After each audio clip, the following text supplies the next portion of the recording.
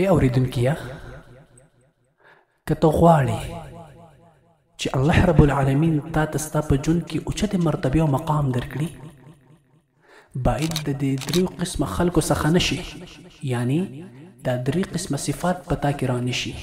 یو دروغجن، باید چې ته تل رښتونی او اخلاصمند اوسې، دروغجن نشي، ځکه دروغجن انسان کله هم نشي کامیابېدلی.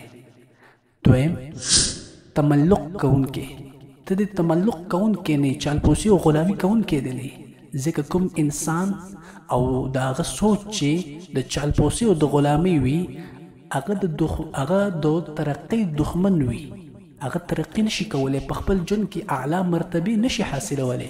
لہذا ته د تملق کوونکی نه، تا کې د غلامي صفت نه وي.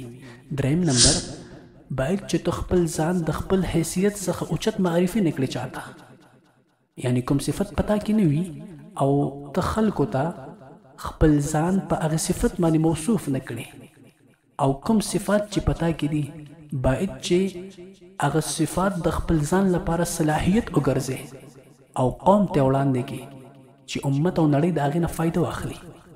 هر کله چې رب العالمین په خپل ژوند کې تا اوچتو مرتبو مقام ته ورسوي، لازم د پتا باندې دا خبره چې د دریو قسمه خلکو په خبرو باندې ته باور ونه کړي.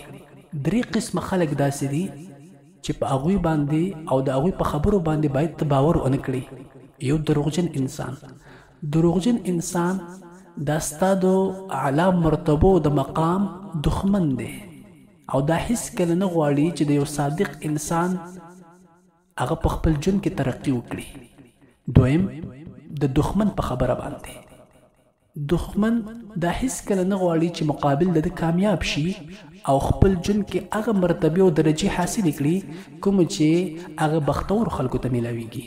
او دریم د احمق انسان په خبره باندې، کوم انسان چې احمق او کم عقل وي د هغه په خبرو باندې هیڅ کله باور مه کوه. نو هر کله چې ته دغه اعلی مرتبو ته ورسېدلې، نو به درې شیان داسې دي چې هغه د چا نه هم مه قرباني کوه هیڅ کله هم په خپل ژوند کې، ځکه دا درې شیان یو لوړ او اوچت قیمت لري او دغه درې شیان تا ته ستا د ژوند په اوچتو مرتبو کې ډېر په کار راځي. بلکې داسې به ووایو چې په دغه دریو شیانو سره ته نړۍ تا پیژندلی شي، نړۍ به ستا قدر کوي. یو دین او ایمان، دا هیڅ کله هم د چا نه مه قرباني کوه. دویم پت او عزت، عزت دا د انسان یوه لویه سرمایه ده، بلکې داسې به ووایو چې د انسان د ژوند لوی سبب هغه عزت دی. کومو خلکو چې عزت بیللی دی او په عزت کې تاوان کړی دی، هغه په مخ د ځمکه باندې د ژوند د تیرولو لایق نه دي.